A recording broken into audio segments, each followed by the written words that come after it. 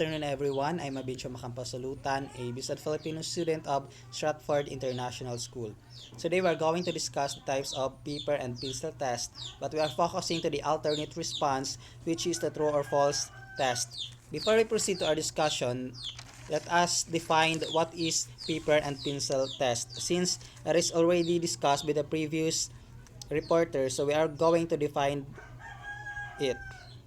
So paper and pencil test is a traditional form of assessment, a type of test that is printed on a piece of paper and that is answered in the same paper with a pencil. So there are two types of pencil test, paper and pencil test. The first one is selected response test and the second one is the constructed response. So under the selected response test are the multiple choice, alternate response, which is the true or false, yes or no, and the right and wrong.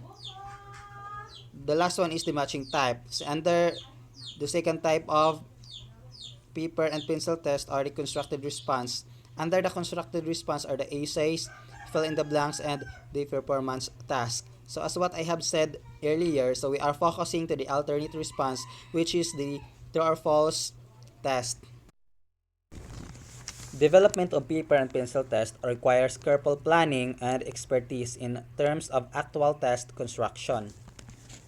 The more seasoned teachers can produce true or false items that can test even higher order thinking skills and not just rote memory learning.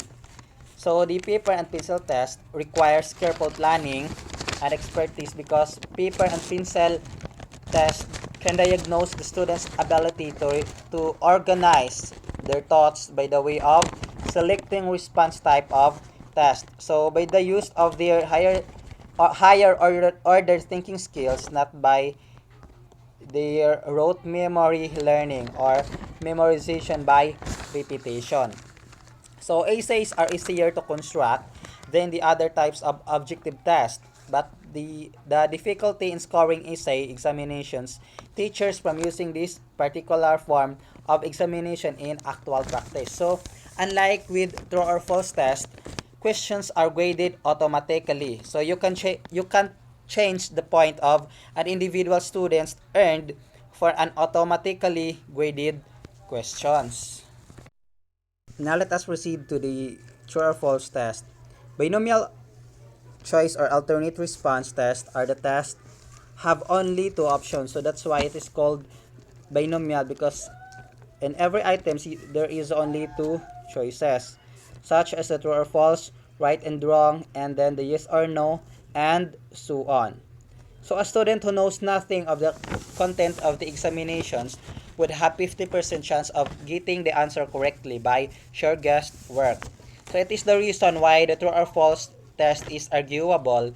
It because it is not suitable for summative assessment because the student would score 50% by simply answering the items randomly.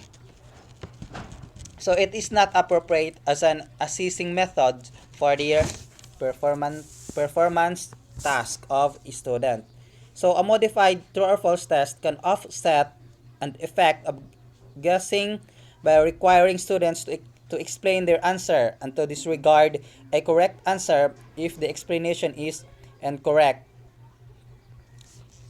So you can increase the usefulness of the true or false by doing this. So questions by asking students to correct a false statement in the items. Now let us proceed to the guidelines for constructing alternate response test. Rule number 1, do not give a hint inadvertently in the body of the question. So we have to avoid any indications to our questions because it makes a student to guess. For example, short story is a fictional narrative story shorter than a novel. So in this case, the answer is true, since the word shorter helps the learners to know that it refers to a story which contains short narration. And now let us proceed to the rule number 2. Rule number 2, avoid using the words always, never, often, and other words that tend to be either always true or always false. In rule number 2, we have to avoid those adverbs because it tends that the answer of our questions are always true or always false. So it makes the students to answer the item easily. So for example, Filipinos always celebrate New Year without using firecrackers or any instruments that makes sounds. So in the given statement, the word without here concludes that the answer is false. So because the learners could understand and answer the item easily, since Filipinos are already used in celebrating New Year every year with firecrackers as one of their tradition. And now let us proceed to the rule number 3. Rule number 3, avoid sentences which tend to be true. Keep sentences short.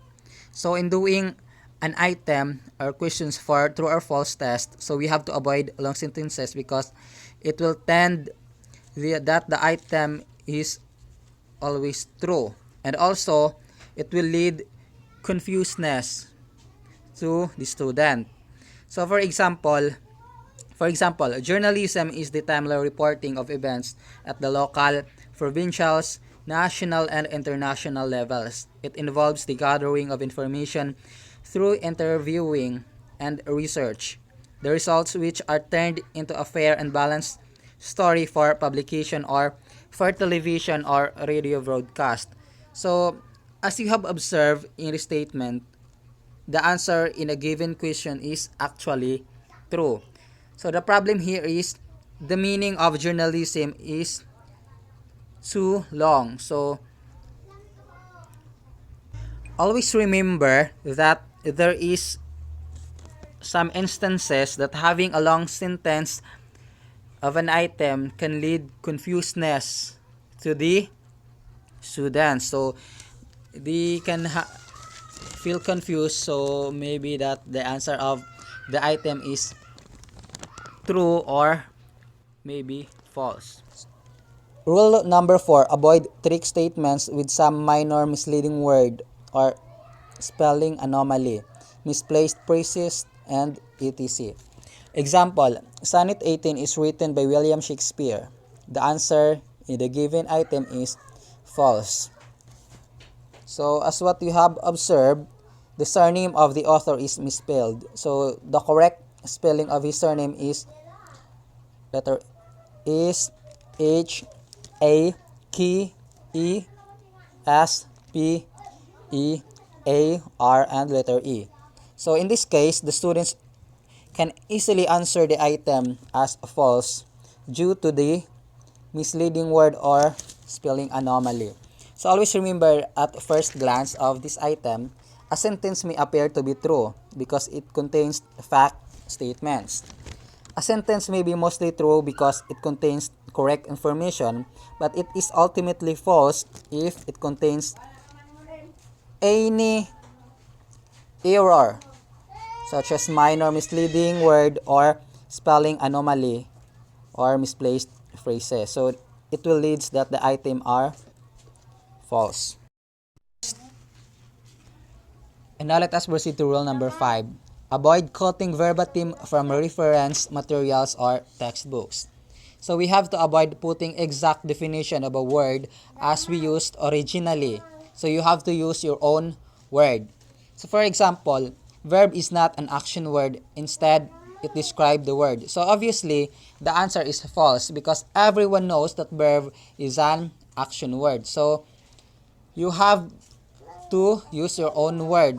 So in this case, the items are easily answered by the student. So because as what we have said earlier ago, everyone knows already what is verb.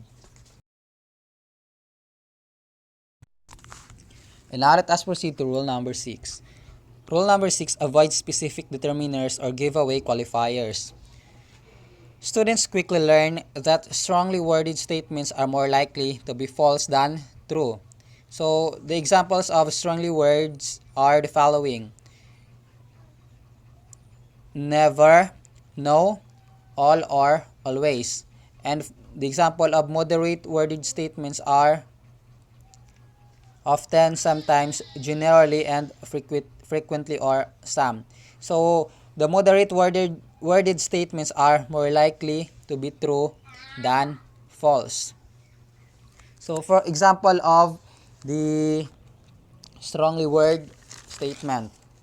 So always remember that the strongly worded statement are more likely to be false than to be true. All types of cars have the same type of engine. So absolutely the term all here tend to make this sentence false because it never allows the possibility. So obviously the answer of this item is false. And for the example of the moderate worded statements, for example, children sometimes have emotional problems following their parents' divorce. So obviously the answer here is true because the qualifier sometimes limits the scope of the statement. It allows for exemption. So in doing the items true or false, so you should have to avoid this because as what I have said earlier ago, it can lead the students to guess your item because of this hint given from the sentence.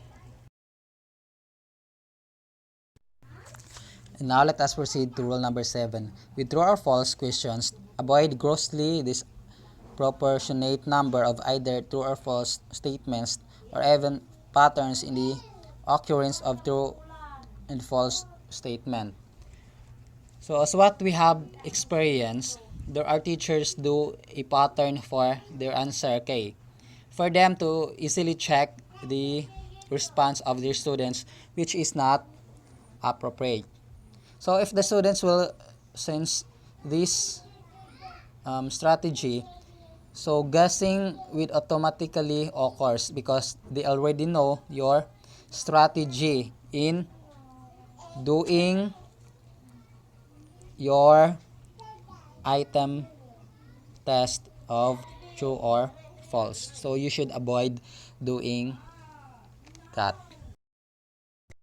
Rule number 8, avoid double negative. This makes test item unclear and definitely will confuse the student. Take a look for this example. Aspirin is not an illegal drug. So as what you have observed, there are double negatives which is the not and the IL in illegal.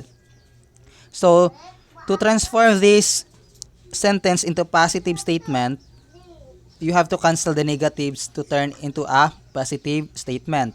So and after the cancellation, you have to select your own answer.